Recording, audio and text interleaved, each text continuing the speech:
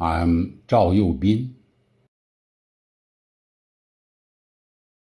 Very glad you have taken your time with me again. Today is the 6th lesson for the 37 form course. I will explain more basic essentials of techniques for hands, eyes, body, and stances. In the last class, we went through the essential requirements for bow stance techniques, and today we will touch on the essentials of empty stance. This will be the main topic of today's lecture. Both bow stance and empty stance are the most basic movements in Chinese martial arts. We must correctly understand and master their mutual relations. Empty stance has variations. For example, in the movement of rolling back, this is called sitting stance, one of the forms of empty stance. The weight is on the back leg. The front leg is empty, but the tip of the toe is not up.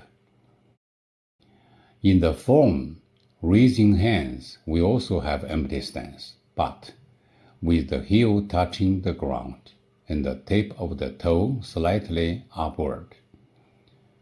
In the forms playing the pipa and white crane spreads its wings, we also have empty stance, but with the sole of foot on the ground.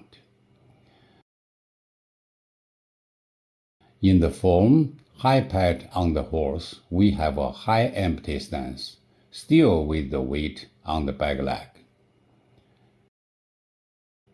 In the form needle at bottom of the sea, the empty stance is with the body bent forward and the sole of the foot on the ground. These forms of empty stance have both common and special points. I will introduce some key points respectively. In the movement of warding off, rolling back, pressing, and pushing, the weight moves backward with the whole sole of the foot on the ground. It is called sitting stance. This moving process is a kind of motion state of fixed step, either bow stance or sitting stance, and so forth. For example, very often we can see such states in fixed step pushing hands. We should master the following key points. Firstly, do not move the weight backward too much, at most about 80 to 90% onto the back leg, and 10 to 20% onto the front leg. For a sitting stance, we may also reduce the ratio, that is, 60 to 70% of the weight onto the back leg is allowed. Why? Because on the one hand, we are rolling back. On the other hand, it implies advancing, and we push forward immediately. The ratio is decided and adjusted according to the power released by the rival or requirements of performing routines. But there is one principle, that is, the sitting bone should not exceed the heel. If so, the movements would be dead and the front leg would be floating. With the exception of single leg stance, for all empty stances of sitting back, the sitting bone, tailbone, must be above the heel or 3 centimeters inward. Why so? Because it is neither forward step, nor backward step, nor single leg stance. This is because between solidness and emptiness of two legs, yin and yang exist together. Emptiness and solidness depend on each other. It is not a pure solid step, nor a pure empty step. This is the basic principle. Look, if you are rolling back till here, the weight is too far backward, and the hip is pressed, squeezed. You should draw in the hip in all empty stances. You should not press the back hip. On the contrary, you should draw it back to allow it to have enough room for moving. For all empty stances, it is not allowed that 100% of weight is on the back leg and the front leg is completely empty. This is a basic requirement for the sitting stance. Now, let's talk about the heel touching the ground in the form single whip and raising hands. Please distinguish solidness and emptiness for the following movement. Turn the left tip of the toe inward about 30 degrees and move the weight on the left. Lift the right knee and lower the heel to the ground. At this moment, some practitioners feel that this movement is over, is finished, or after dropping the heel on the ground, they move the weight forward to form a bow stance. Both thoughts are wrong. During a changeover between advancing and retreating from single whip to raising hands, emptiness and solidness is very clear. That is, firstly move the whole weight onto the left leg, balance the body, lift the right leg, and lower the foot down. Please note, during this movement, it is the left leg and hip that support lifting and dropping the right leg. As soon as the foot lowers, the work of the hip is finished. Next, we need to relax the waist and hips to transmit the hip force onto the front heel. It is just a tiny sinking motion. When dropping down the right heel, do not intentionally turn the tip of the toe up. Of course, don't press it down either. The reason is that when the force of the right hip sinks down onto the heel, there is no force on the right instep and tip of the toe, and the weight is on the back leg, so the tip of the toe naturally rises up a little bit. So I hope that you all may understand and feel it. The changes of the legs affect changes in the weight of the body, in the flexibility of movements, and in the force as well. The most important part of the leg is the knee joint. After the foot lowers on the ground, if there is nothing changed for the leg, it is straight, rigid, and not flexible. The force would be floating. In the last class, we referred to the back leg. It must be neither too bent nor too straight, so that the knee joint could be able to transmit the power forward. If you feel that the leg is too straight, just relax it. Then that is okay. If you bend the back leg more, then it is too curved. The force would be weak. So we must try to master its degree. It is the same for the front leg in empty stance.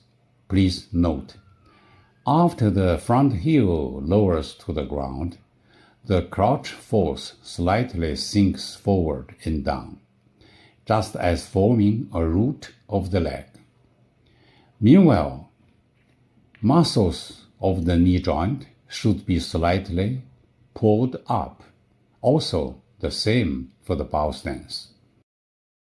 For example, for the bow stance in the form brushing knee in twist step, the force must not sink down. On the contrary, muscles of the knee joint should be pulled up. Pulling up of the muscles of the knee joint and sinking down of the left hip joint form a lever effect. Then the front leg is stable. As beginners, you may not feel it, but try to use this idea, this thought or mind to guide your motion. You will gradually get this feeling of the force during your continuous exercises. Now, empty stance again. After the front heel touches the ground, the weight slightly sinks forward and down. The muscles of the knee joint are slightly pulled up. Now, the whole leg is elastic and stable. It is neither too bent nor too straight. This is the complete process of a bow stance. But if the movement is like this, it is incomplete. If I move forward a little more, it is a superfluous movement. So we must try to master a reasonable state of these fixed postures in motion. This is very important.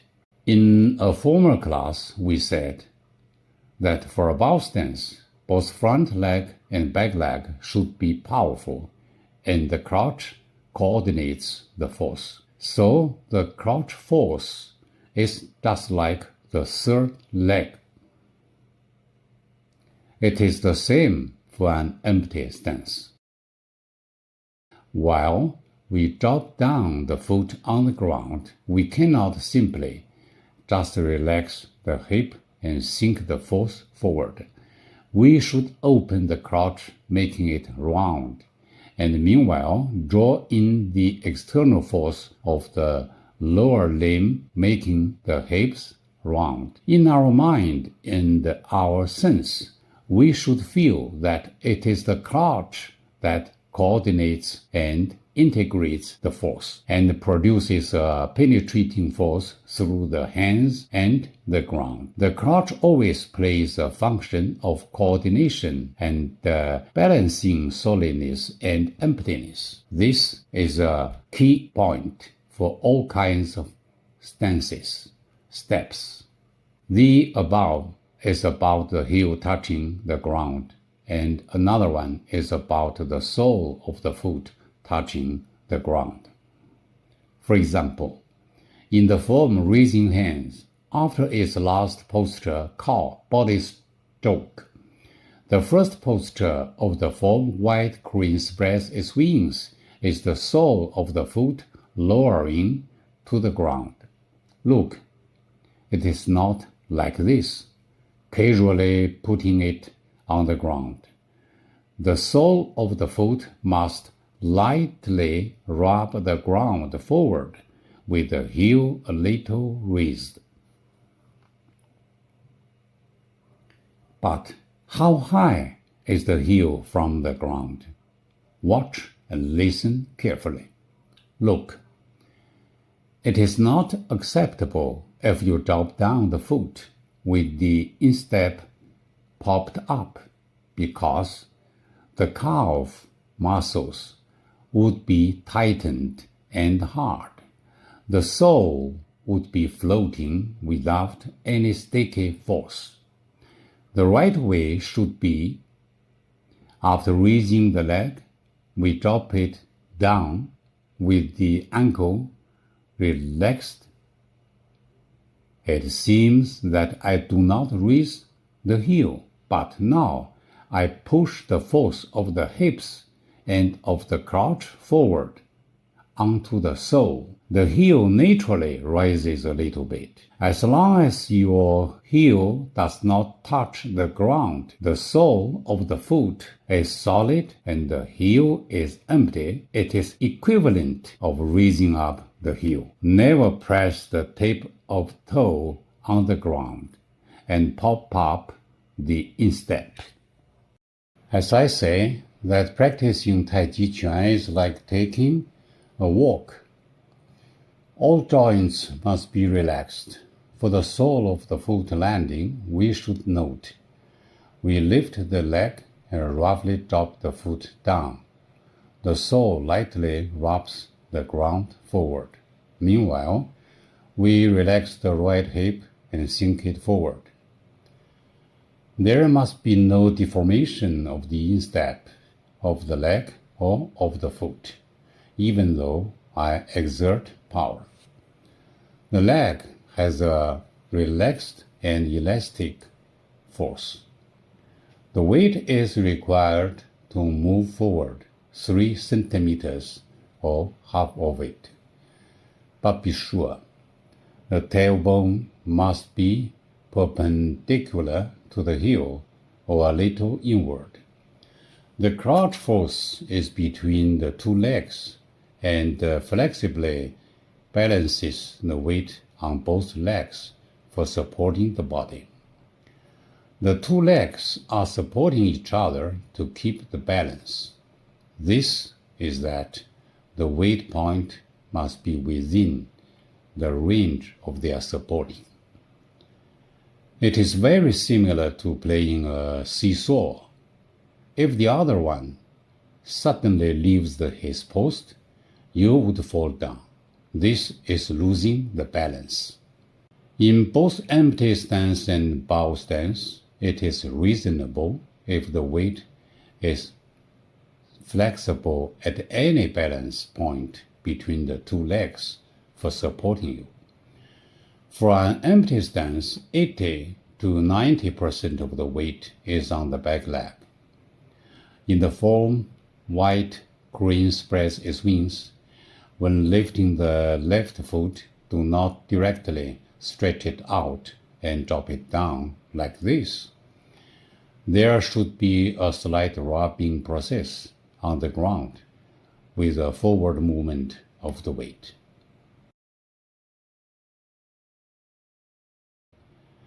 Now let's talk about the high empty stance in the form high pat on the horse. When the form single whip is over, we need to draw back the leg for the form high pat on the horse. Some friends pull the leg back like this. Some take it back stiffly.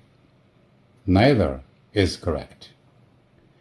This is a typical movement for the front foot in the form high pat on the horse. The movement is driven by the waist muscles. Look, the weight moves backward. The hip turns rightward. When drawing back the waist, the front leg is relaxed. Lift the leg. Raise up the body.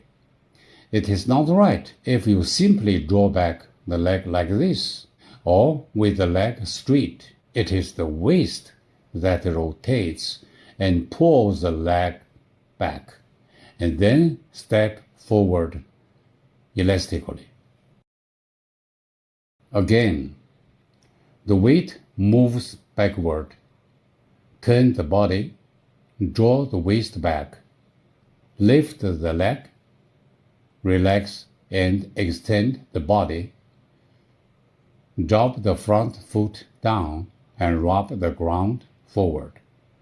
Stretch both the back and front legs.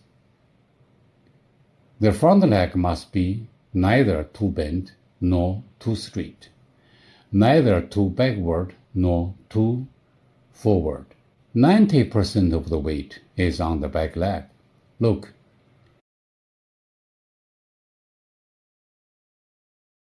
Lift the left leg and raise up the body, full of flexibility. Though the left leg has only 10% of the weight, it is full of power to support the whole body and transmit the force to the front palm. Briefly, the empty stance in the form high pat on the horse is driven by the waist, and the hip draw back, then front leg. Relax it, lift it, and subconsciously step down. There is a stretching movement, an inner and elastic force ready to support a wall about to collapse. In all empty stances, there is no non-weight-bearing front leg. During the changing process, solidness and emptiness should be clearly distinguished. Once the front foot drops down, it must have at least 10% of the weight, not over 20%. But during forward and backward moving, the percentage may be controlled within 40 to 60%, depending on specific states such as low or high postures, etc. The coordination of the two legs in solidness and emptiness is very important. That's all for today's explanation about empty steps. Thank you. Now it's time for Zhao Liang.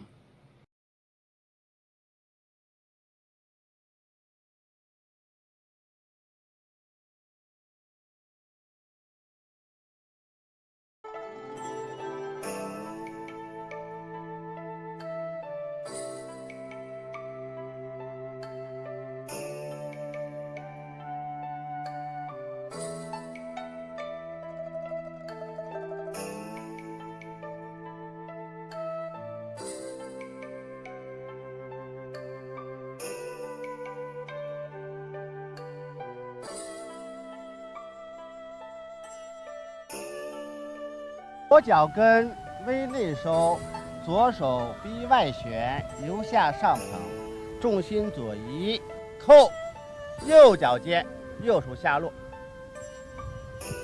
2，起右脚，两手向左边匀去，两手要平，右手对肘。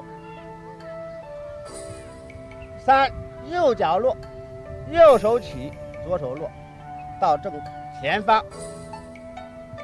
重心右移，腰右转，两手向右侧方伸出，手要平。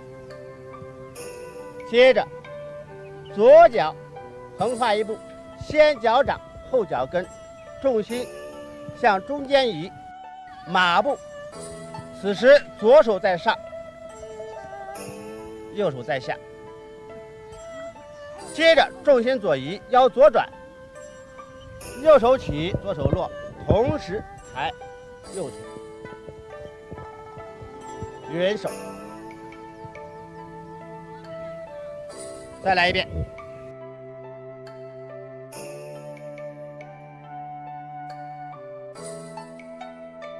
匀手，收左脚跟，左手捧，右手落，同时后右脚尖，取右脚跟。体左转，两手平，右腿起。2，右脚落，平行，眼神要随右手走。松腰胯，横跨一步，膝开党圆，马步。接着重心左移，腰左转，手脚相随。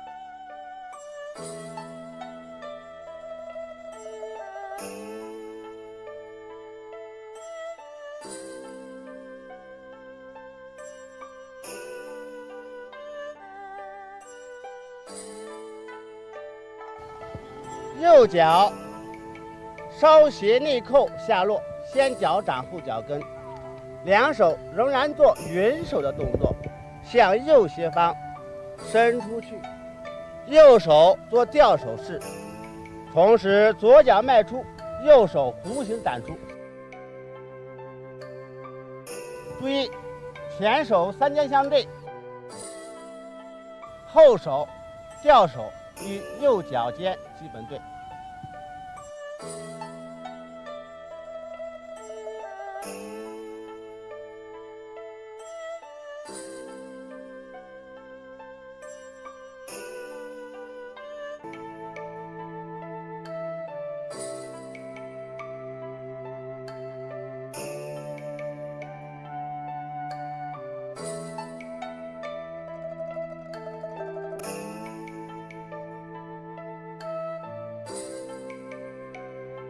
第一动，右脚跟稍收，右手变掌，左掌心翻朝上，重心后移，腰微右转，眼随右手，同时起左脚往回收，脚掌落地，身体徐徐立起，右手前探，左手带回。再做一遍。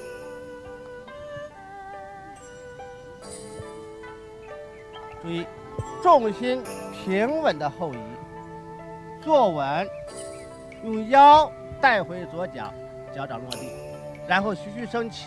注意沉腰胯，拔背，两手前后拉开，眼随右手前视。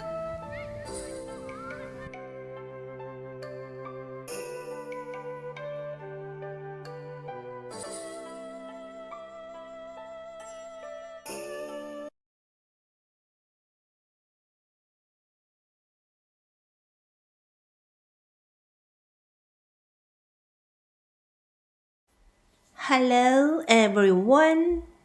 Last time we learned the 13th oblique flying style. Now today's topic is 14th, 云手 claw hand style. 云手 moves horizontally from left to right with two hands drawn arc in front of the body. Now I'll do it first.In the 85 style, the claw hands usually starts with a single whip. Make an arc motion up and down in front of you, and move your feet parallel to the nerve.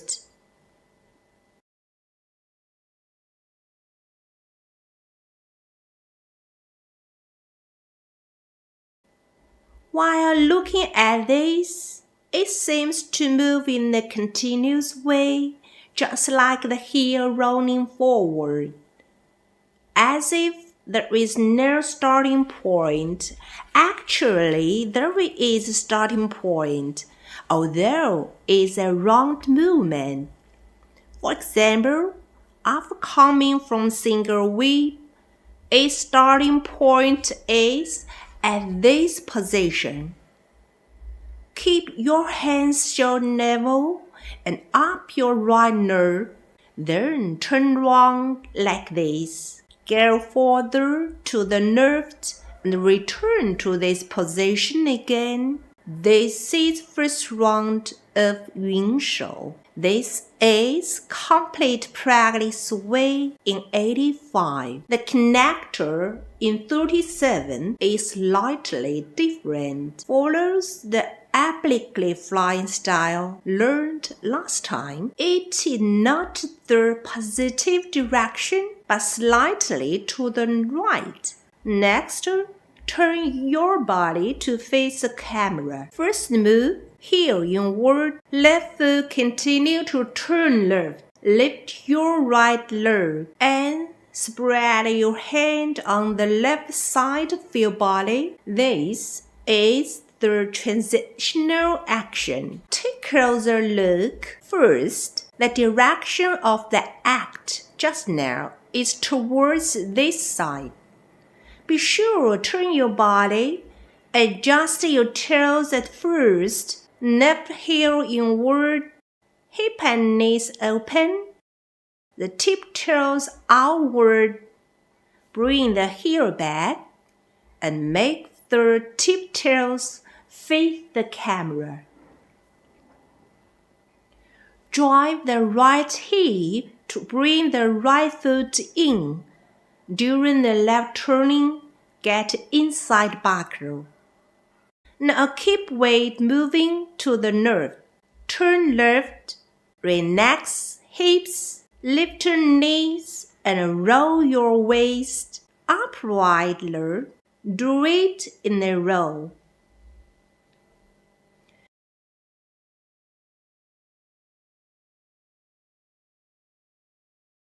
This is a leg movement.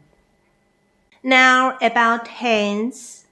Hands apart and then meet on the left side. Stop on the shoulder level. What do hands do in the air? Left hand wadding nerve upward.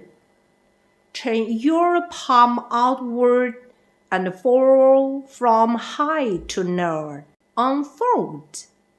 Raise hand, join round, and then reach out. Now next, down the right hand, bend the elbow. Upward, lift the right leg to meet the left hand. Watch out.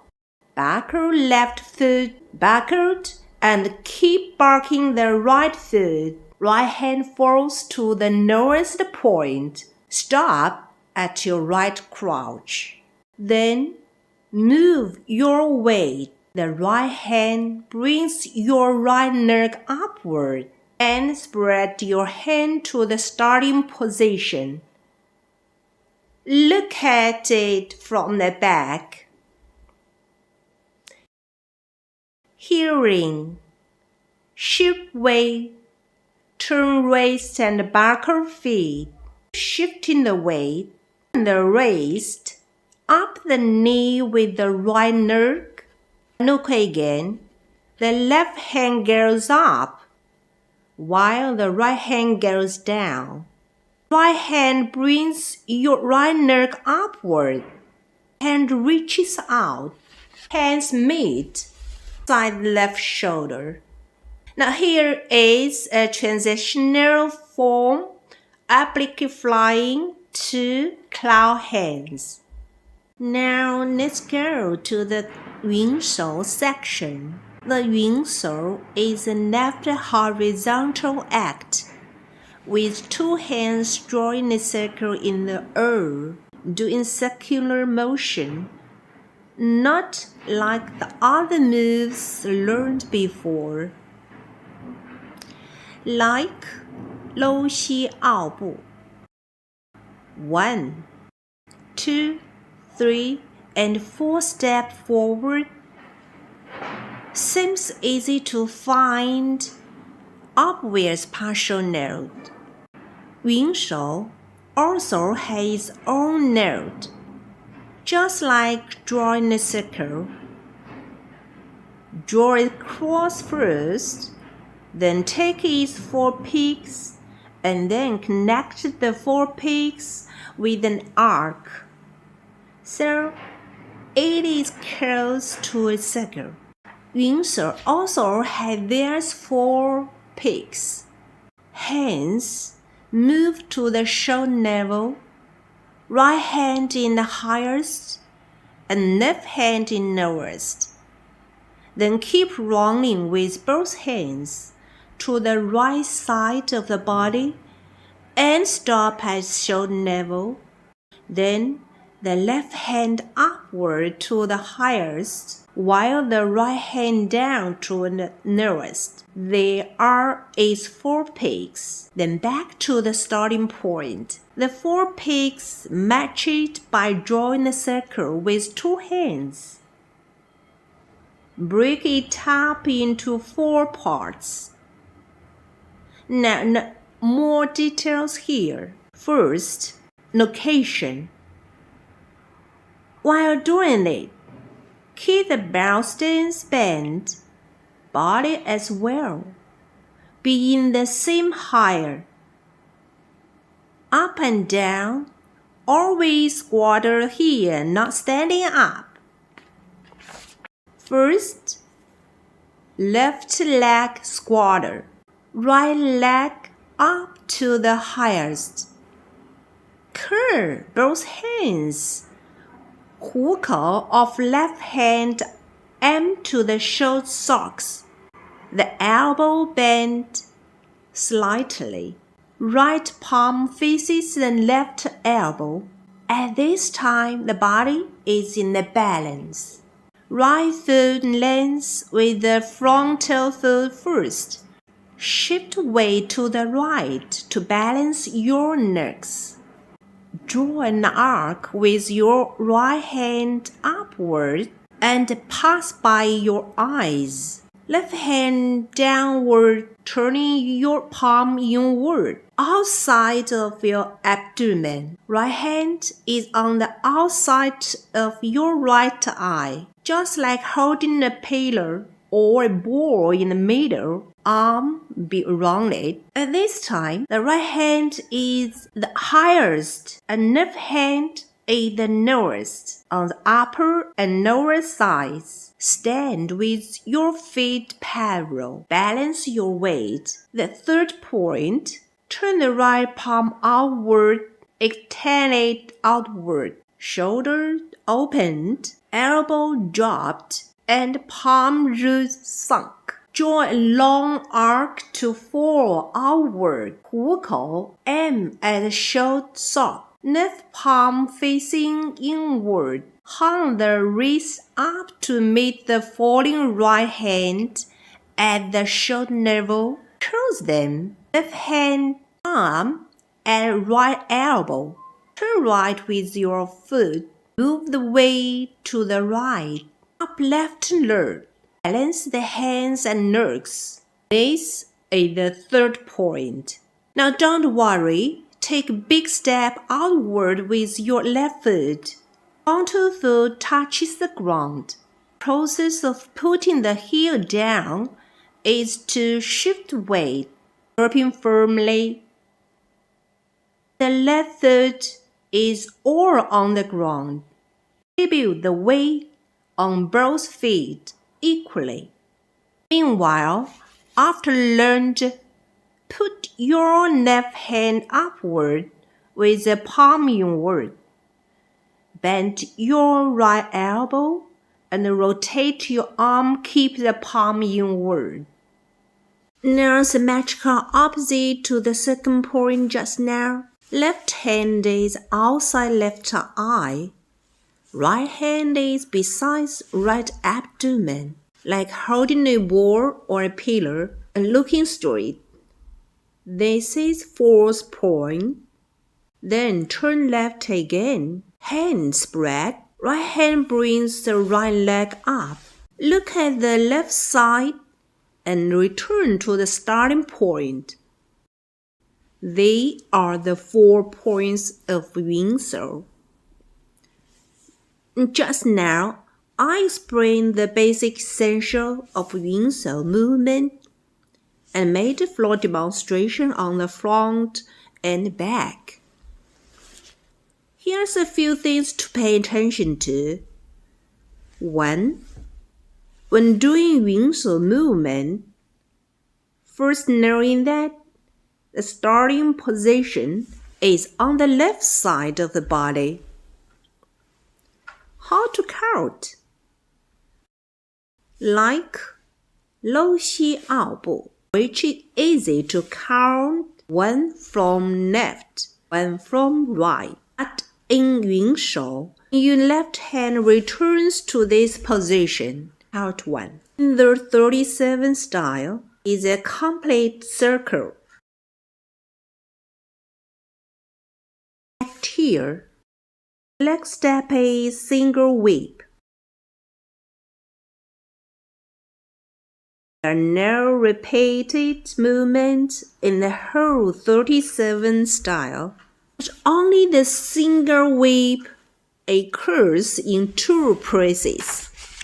Of course, in terms of layout, mainly because of this, when we learn the 85 style, overall flow is more closer and more familiar, convenient for the further study, so return a single whip here. Sometimes have questions. Why is one more single whip here? Now, make it clear here. Second, turning hands in front of your body, curve. Hands over with body turning.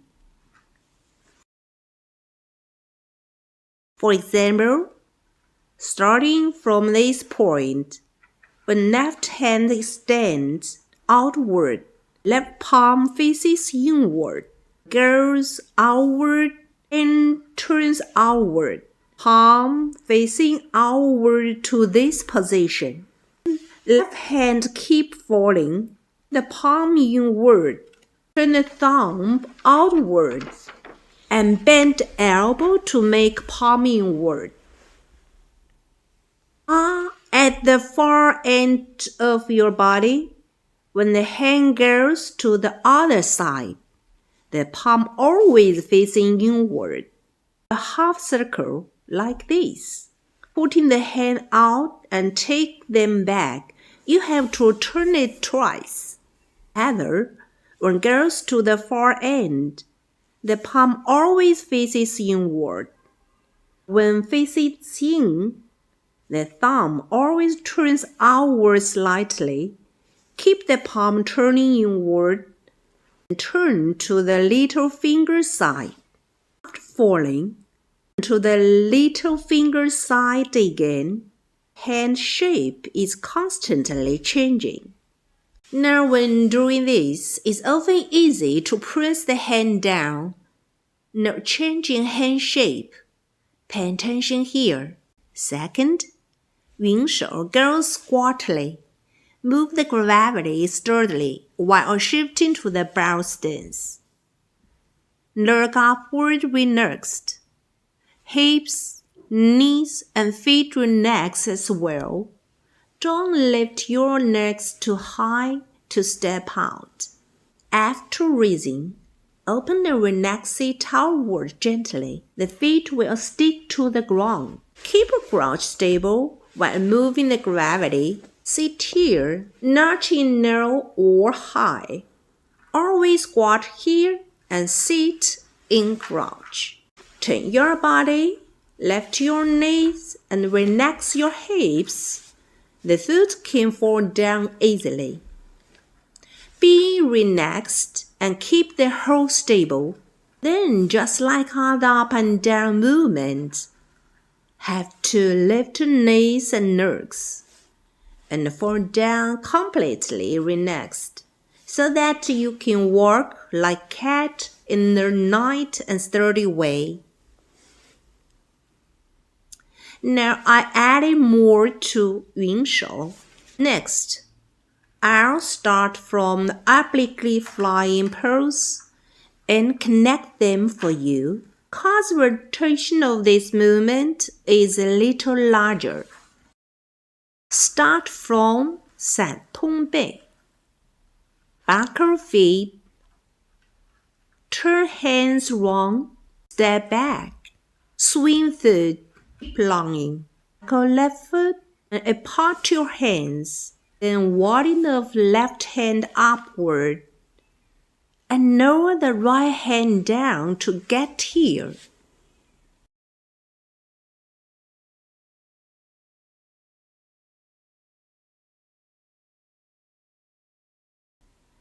One more again from back.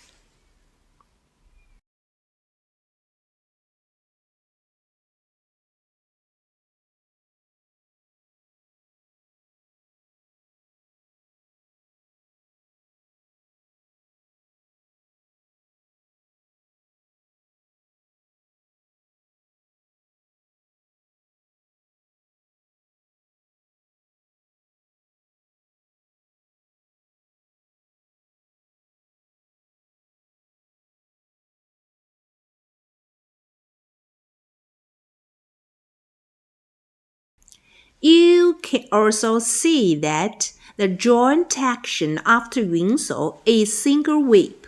Single whip, 云手 and single whip, which is fixed partner in the A4 style. The 37 style, from obliquely flying to 云手, there is still single whip behind it. Single whip, pressing the two palms out at them. Foot, the wrist, the hands to the upper of left leg. Elbows bent. Take the wrist back. Turn body to the right. Relax the left hip. Left knee. Turn the left palm back. And push your right palm out. Remember this position. Then step up from here to hold the hook. Make a bow stance with the pushing palm. This is the front position of it. From 云手 to single whip, back to front position at this moment. Left foot suppose. Right foot lifts. The first step is to put down the right foot, and then upper left leg to get the bow stance.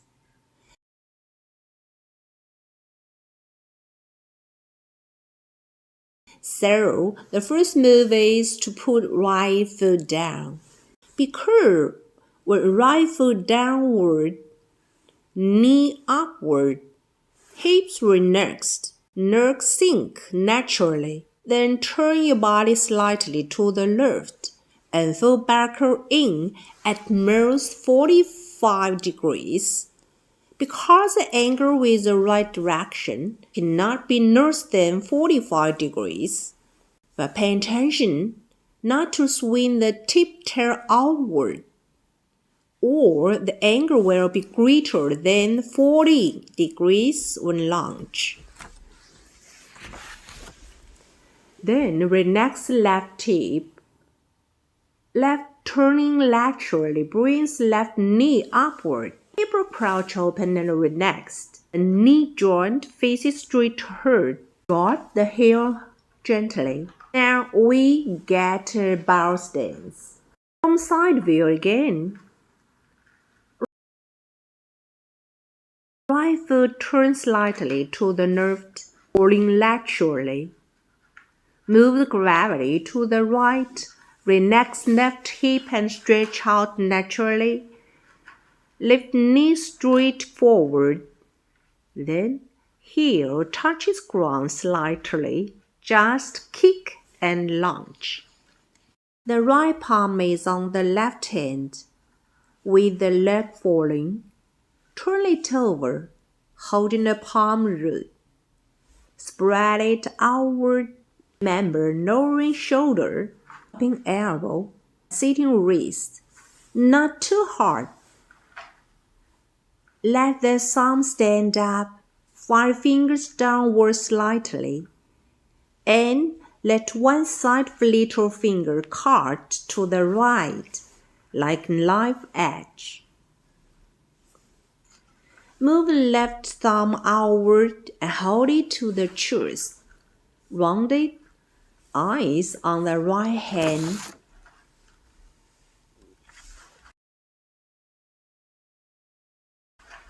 Spreading hand, round armpit.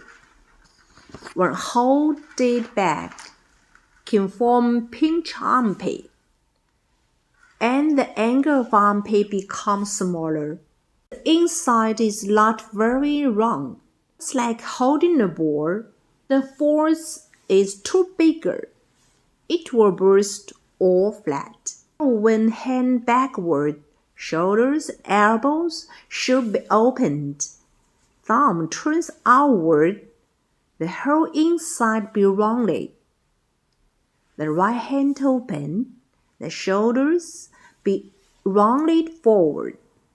Only in this way can the push palm be powerful. Have a hard look. Foot drop. Right palm think. Left shoulder and elbow opened. Held back. Eyes on the right hand. Step up. Heel forward. Right wrist pushes forward. 5 fingers naturally hold back. Left elbow point forward. Then kicked and turned. Seek left shoulder. Lower the elbow. Sit wrist, hold the palm and push forward. Pull right wrist backward and look forward. Do it again in this direction. Drop.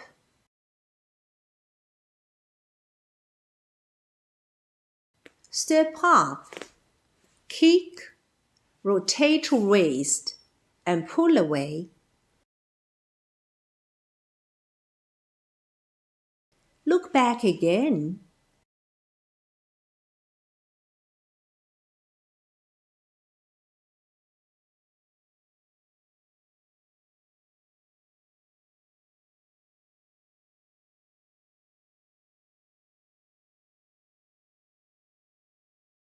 This is single whip comes from 云手. I explained how 云手 changed into a single whip and reviewed the practice of single whip. Now let's go on starting the 16th form, 高探马.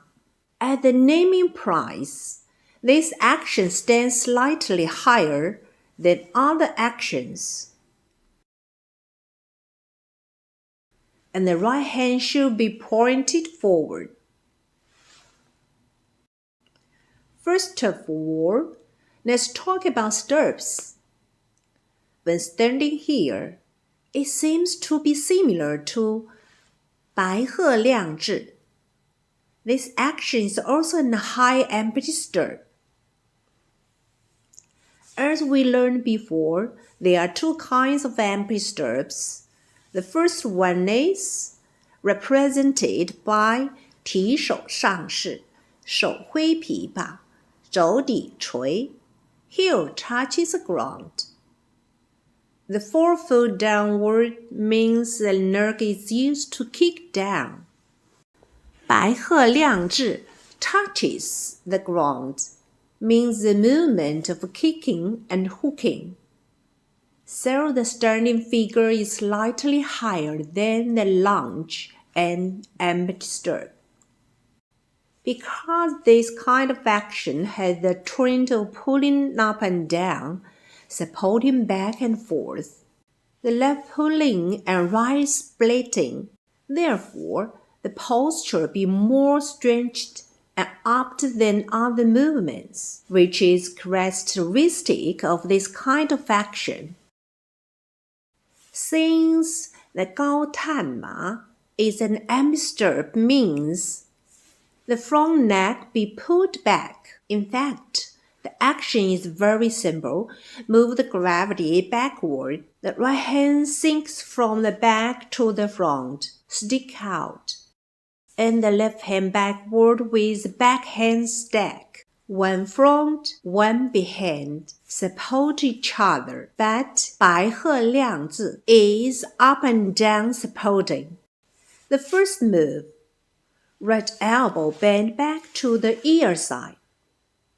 Meanwhile, the front palm turned up. What kind of action does this front hand look like? Like 到脸猴. Palm pushes out, elbow dropped, wrist turned over, and palm upward. The two have similarities. This is first move. Turn your head back. Look at your right hand and notice the change in your body. Sit back with a lunge to shift your weight to the back legs and turn to the right. This is the first move. The second move, upper left leg, turn to the left. Left knee and left leg, after lifting, implies taking back half a step. Then loosen the crotch root and dropping the front foot. The empty stirrup has a process of adjusting gravity. This foot is sticky to the ground. The gravity shifted forward by 10% to 30%. In this process, right hand stretched forward from ear side, the left hand back to the front of left abdomen. Look ahead. Look from back. First move. Turn left hand up. Right elbow bend. And watch your right hand while sitting back. Second move. Turn body to left. Lift left knee and leg.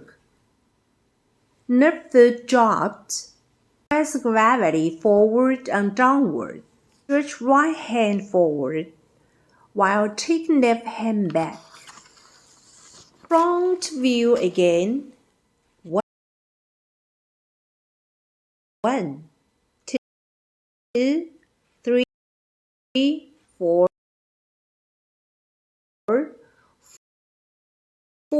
movements. Now attention to the following tips. Elbow bends forward from behind. Bends forward. This is her movement. We break it up into two parts. Second, the front hand does not fall down when the right elbow bends back. Drop hand. When the right hand goes forward, the left hand pulls back. When the right hand goes forward, pull the left hand back horizontally to the front of abdomen, the chest. Not too high, but no. Draw an arc on one side of the little finger and push it forward like a cutting knife. Ear side. The 5 fingers point forward or with sitting palm. This is forward. Curve about hand shape. Third, as mentioned just now, this is ambisturb, but also high ambisturb.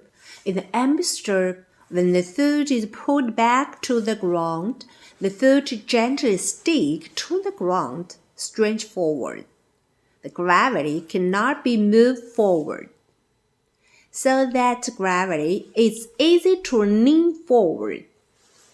When moving forward with your hands, transfer 10% to 30% of your body weight forward.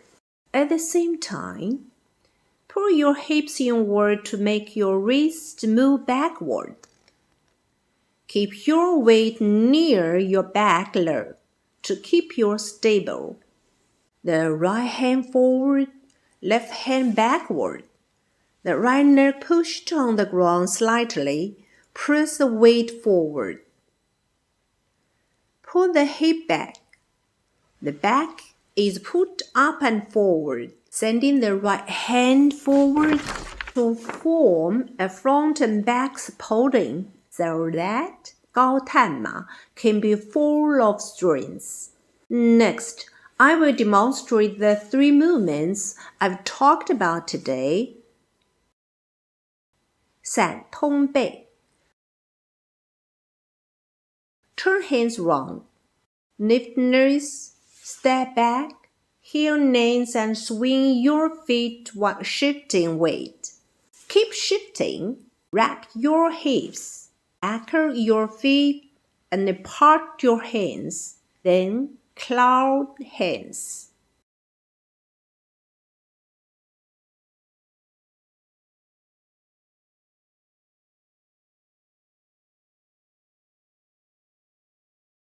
Single whip.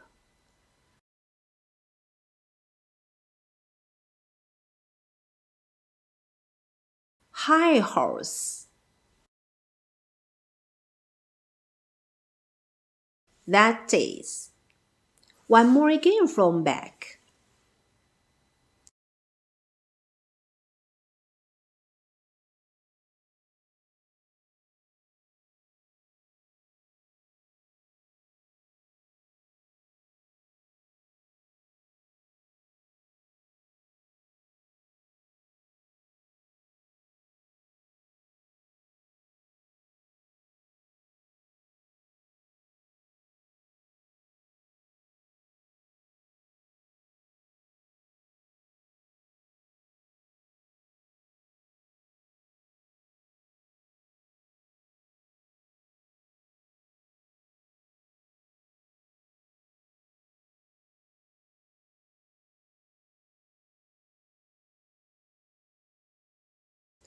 Here, the class's 37 style of Yang's Taiji Quan. The explanation of the 14th, 15th, and 16th forms is over. Thank you.